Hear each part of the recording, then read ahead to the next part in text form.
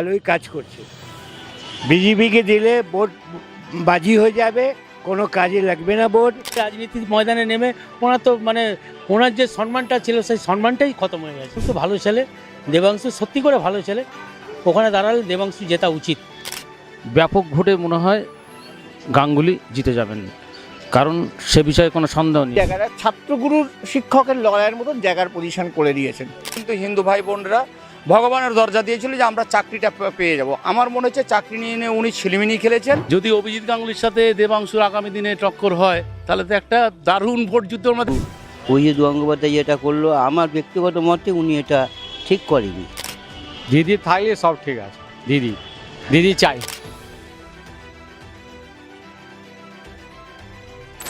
একদিকে রয়েছে তৃণমূল থেকে দাঁড়ানো দেবাংশু ভট্টাচার্য, অন্যদিকে বিজেপি থেকে হয়তো দাঁড়াতে পারে যার নাম উঠে আসছে, তিনি হলেন প্রাক্তন বিচারপতি অভিজিৎ গাঙ্গুলি। বাংলার মানুষ কাকে চাইছে? আমি বাংলায় মধ্যে চাইছি যা যা যা যা ইস্তফা দিয়েছে ওনার জায়গা যা আছে তৃণমূল দিয়েছে, ওনাকে খাড়া করেছে মমতা দিদি, ওনাকেই ভোট দিতে হবে। কেন ওনার বাংলার মধ্যে মমতা ভালোই কাজ করছে। বিজেপিকে দিলে ভোট বাজি হয়ে যাবে, কোনো কাজে লাগবে না ভোট, বিজেপি আসবে না, ওনার আরও নুকসান হবে। কথা বুঝছেন? ওনার কিছু লাভ হবে না, যা দাঁড়িয়ে যা খাড়া হচ্ছেন বিজেপির সঙ্গে, ওনাকে কিছু লাভ হবে না। এখানে হুকুমত বনবে মমতাই দিদি বনবে। আমরা তো দেবাংশুকেই চাই, ওনাকে চাই না। উনি একজন বিচারপতি, উনি আজকে পুরোপুরি বলতে গেলে রাজনীতি ইনভলভ। একটা বিচারপতি ওইভাবে ইনভলভ হয় না। বিচারপতির নীতি হচ্ছে জনসাধারণের সঠিক বিচার বিবেচনা করা, সেটা যখন সে করেনি, এখন মানুষের কাছে পরিষ্কার হয়ে গেছে উনি একজন রাজনৈতিক দল। উনি রাজনৈতিক দল হিসাবে যদি যেখানে দাঁড়ায় সেখানে হারানো উচিত ওনাকে। ওনার চেয়ার থেকে, ওনার সম্মান থেকে উনি নেমে গেছে। আজকে রাজনীতির ময়দানে নেমে ওনার তো ওনার যে সম্মানটা ছিল সেই সম্মানটাই খতম হয়ে গেছে। সাধারণ পাবলিক হিসাবে আমি যেটুকু বুঝি, ওনার তো রাজনীতিতে আসাই উচিত হয়নি।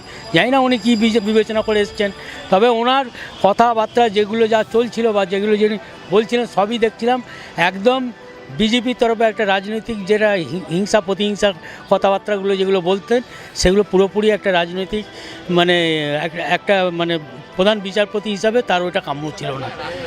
তবে আমি এইটুকু বলতে পারি দেবাংশু ভালো ছেলে, দেবাংশু সত্যি করে ভালো ছেলে, ওখানে দাঁড়ালে দেবাংশু জেতা উচিত।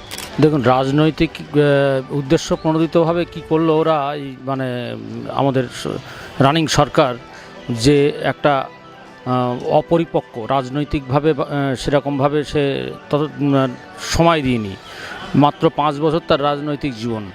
সেই জায়গা থেকে এসে একটা জুডিশিয়ালি সিস্টেমের মধ্যে ছিলেন অভিজিৎ গাঙ্গুলি। তার ভাবমূর্তি অনেক পরিষ্কার এবং স্বচ্ছ, এবং তমলুকের জায়গাটা শিশির অধিকারী, শুভেন্দু অধিকারীদের জায়গা, যেটা অধিকারী গড় বলে মনে করা হয়, এবং ব্যাপক ভোটে মনে হয় গাঙ্গুলি জিতে যাবেন, কারণ সে বিষয়ে কোনো সন্দেহ নেই। আর পরিকল্পিতভাবে যদি ওনাকে ভাবা হয় যে ওকে দাঁড় করিয়েছে, এটা পরিকল্পনা করেই দাঁড় করিয়েছে। যদি ও হেরিটেজে যায় সেরকমভাবেই করে দিয়েছে। এভাবে একটা বর্ষিয়ান এবং শিক্ষিত মার্জিত ভদ্রলোকের সামনে দাঁড় করিয়ে দেওয়া ইলেকশানে, এটা খুবই সরকার পক্ষে ভালো বলে মনে হয় না। সরকার এটা ভুল পদক্ষেপ নিয়েছে আমরা মনে করি সাধারণ নাগরিক হিসাবে। এখন মানুষের দিক দিয়ে বলতে গেলে কি বলবো জানি না, যদি বা আমাদের একসময় মাইলট ছিল, আমি যেহেতু হাইকোর্টে আছি, তা সেই শিক্ষার দিক দিয়ে দেখতে গেলে আমার ব্যক্তিগত মত যে এটা ছাত্র এবং গুরু রাজনীতির মতন ব্যাপার দাঁড়িয়ে গেছে। কিন্তু এইটা দেবাংশুকে দিয়েছে, জিতলেও জিততে পারে, কারণ একসময় আমাদের মমতাদি তিনি প্রথম যখন সোমনাথদার সাথে হয়েছিল তাতে তিনি জিতে গেছিলেন। এখানে মেন হচ্ছে সৌজন্য বোধ। এবার শিক্ষা এবং সৌজন্য এখন তো রাজনীতির মিথ্যাচারে ভরে গেছে। এখন সেই জায়গাটা থেকে আমাদের খুব একদিকে কষ্ট আছে যে আমরা যেমন বলি, আমরা যেমন ব্যক্তিগত পল সায়েন্সে পড়ে এসেছি যে 4টে স্তম্ভ, সেই স্তম্ভ থেকে উচ্চ স্তম্ভ হচ্ছে বিচার ব্যবস্থা। সেখান থেকে যখন বিচার ব্যবস্থা যখন পলিটাইজেশন হয়ে যায়, রাজনৈতিকরণ হয়ে যায়, সেখানে একটা তখন দেশের বিজ্ঞ যারা পল সায়েন্সের যারা বিজ্ঞ তারাই বলে গেছেন যে সেখানে তখন একটা দেশের তখন খুব দুর্দিন ঘনিয়ে আসে।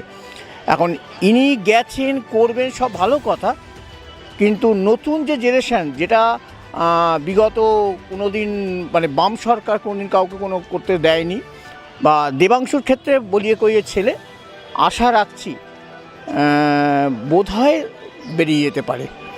কারণ এই বোধহয় কথাটা একটাই অর্থ, দুজনেই সেই জায়গাটা ছাত্রগুরুর শিক্ষকের লড়াইয়ের মতন জায়গার পজিশন করে দিয়েছেন।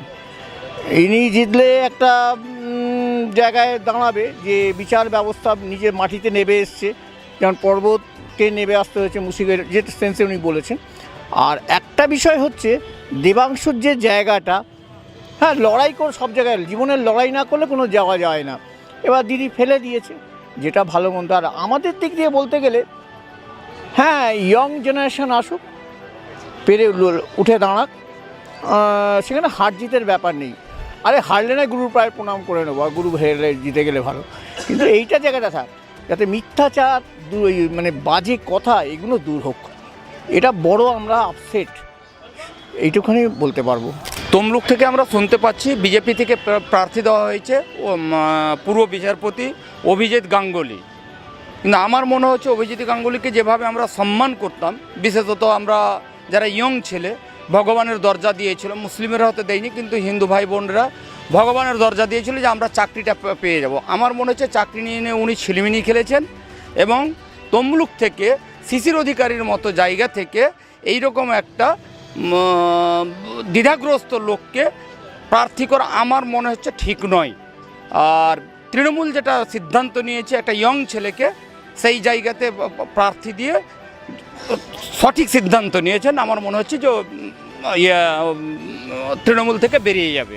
অভিজিৎবাবু ওখানে যদি দেন তাহলে অভিজিৎ বাবুকে মানুষ প্রত্যাখ্যান করবে, এটা আমার ব্যক্তিগত মত। অভিজিৎ গাঙ্গুলি টক্কর হিসাবে দেখাটা তো ভুল আপনার, প্রথমেই বলি।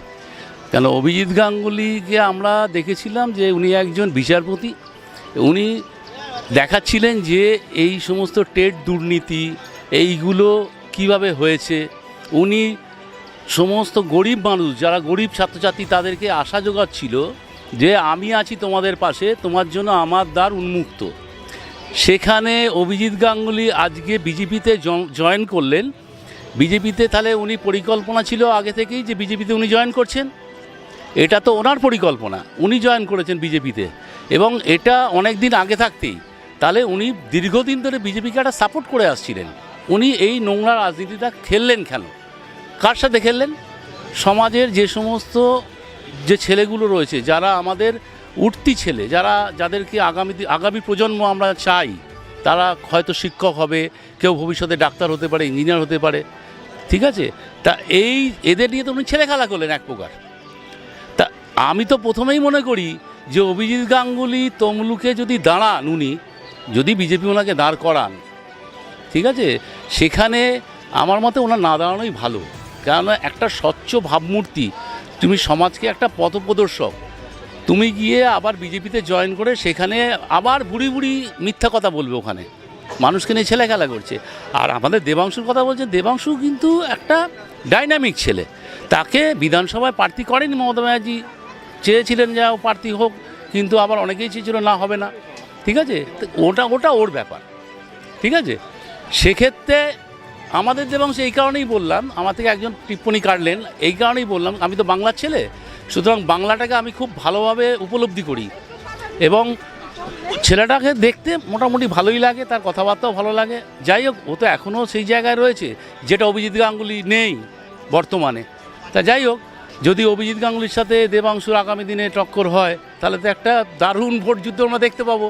একদিকে উনি বলছে, অভিজিৎ গাঙ্গুলি নাকি দুর্নীতিমুক্ত প্রশাসন উপহার দিয়েছেন আমাদের, হ্যাঁ, আর দেবাংশু তো আগামী দিনে লড়ছে ওই লোকসভা কেন্দ্র থেকে। আশা করি ভালোই লোকসভা লড়াটা হবে, এবং আমরা দেখব হয়তো নেক টু নেক লড়াইয়ে কেউ একজন বেরিয়ে যেতেও পারে। কি মনে হচ্ছে কে জিততে পারে? বাংলার মানুষ কাকে নেবে? শুনুন, ভোট হচ্ছে একটা, সে আপনার ফুটপাতের লোকও একটাই ভোট দেবে, আবার যিনি ওপরে বসে আছেন খুব বড় লোক, তিনিও একটা ভোট দেবেন। মানুষের মন বুঝে চলা খুব মুশকিল এখনকার দিনে। ভোটটা সম্পূর্ণ একটা নাগরিকের স্বাধীন অধিকার, ঠিক আছে, যে যাকে ভালো মনে করে ভোট দেবে। তবে পশ্চিমবাংলায় আমরা খুব ভালোই আছি, খারাপ নেই খুব একটা। আশা করি হয়তো আমরা চাইবো যে পশ্চিমবাংলার সার্বিক উন্নতিতে ভোটটা এমন জায়গায় পড়ুক যাতে সবার মঙ্গল হয়। অভিজিৎ গঙ্গোপাধ্যায় আমার ব্যক্তিগত মতে উনি যেটা করলো এটা ঠিক করেনি, ঠিক করেনি। আর দেবাংশু ভট্টাচার্য উনি যেতেই পারে, দাঁড়াতেই পারে, উনি তো ছিল, দাঁড়াতেই পারে। কিন্তু অভিজিৎ গঙ্গোপাধ্যায় যেটা করলো আমার ব্যক্তিগত মতে উনি এটা ঠিক করেনি, ঠিক করেনি। কি মনে হচ্ছে দেবাংশু ভট্টাচার্য নাকি অভিজিৎ গাঙ্গুলি, কাকে বাংলার মানুষ চাইবে, মানে দেখতে চাইবে কোন লোকে? সেই ব্যাপারে আমি কিছু বলতে পারবো না, কারণ আমি ওখানকার লোক নই, আমি বলতে পারবো না। তৃণমূল কংগ্রেসকে পছন্দ করবে। আমাদের পুরো কলকাতা ভারতের তৃণমূলের সব পছন্দ করে। দিদি থাকলে সব ঠিক আছে, দিদি চাই। হ্যাঁ।